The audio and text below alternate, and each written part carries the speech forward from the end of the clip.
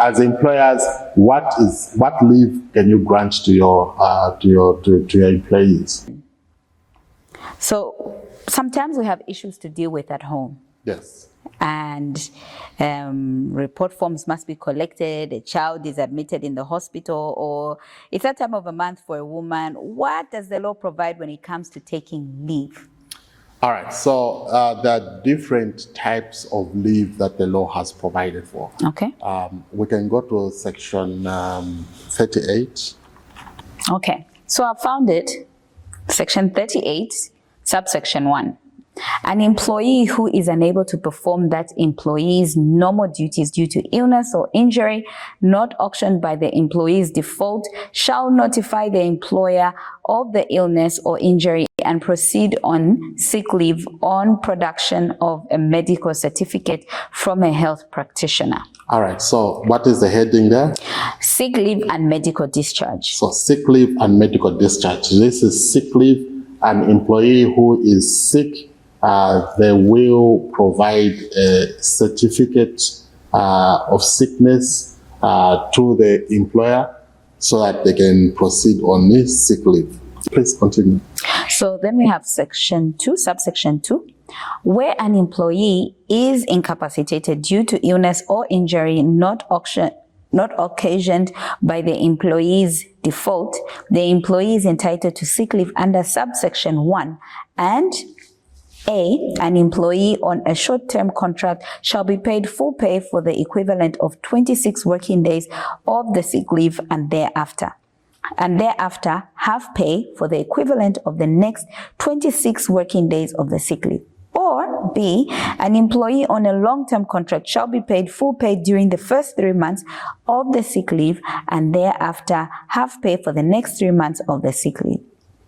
All right, so the sick leave that has been provided for is 26 days, where it is a short-term contract. They'll be paid full pay. Yes. Then half pay for the next 26 days.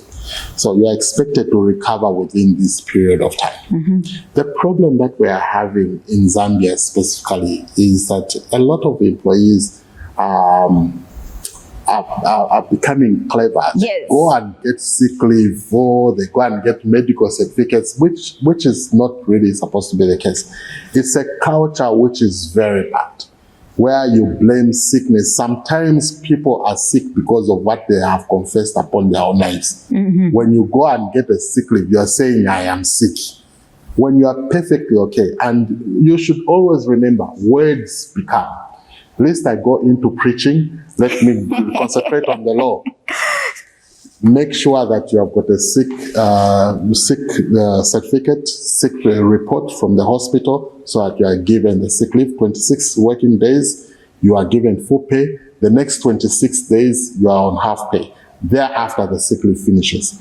But for an employee who is on a long-term contract, it is 3 months. 3 months, they are paid on full pay, and then thereafter, they are paid on half pay the next 3 months. So then after those months, if they haven't the leave recovered, finishes. and then they can be terminated? If they haven't recovered, let's continue there. Okay. Yeah. So subsection 3, despite subsection 2, this section shall not apply where the incapacity arises from an occupational related accident or disease as provided for under the Workers' Compensation Act 2019. And number 4, despite subsection 2, the wages payable to an employee under this section shall not be reduced by the amount of any compensation received by the employee during the period of the incapacity under the Workers' Compensation Act.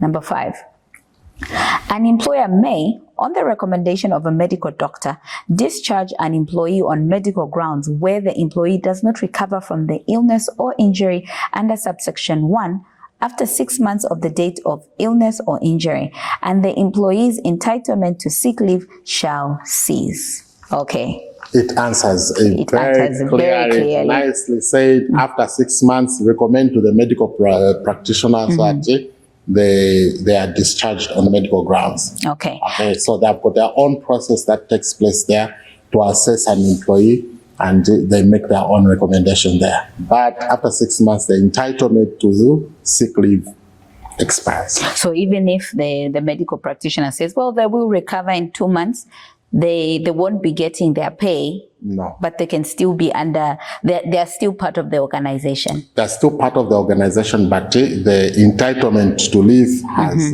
expired. They will not be getting their pay at that moment in time. I'll give you my personal testimony is that I had an employee, 3 months was down, and another 3 months, and we maintained the employee on full pay. But after 6 months, we went to his place of residence and found that he was finishing. He was critically ill. So we went back for work and I engaged with my boss. I found him, we are supposed to stop paying him a salary because now his entitlement to sick leave has finished. But then he has got no means of survival, and most likely if we cut the salary, we have cut only whatever that is maintaining him right now. And that's how he's going to die. So we resolved as management not to stop paying him a salary. And for the next 3 months, we were paying him a salary. One time I'm seated in the office and he comes by the door, boss, I am here. Oh, I was so shocked. That was good. You know, I was so shocked, but I thanked God that we did not go the way that the law provides that we should stop paying him a salary. And he was a very good worker, all right? And he did his best so that the company can prosper.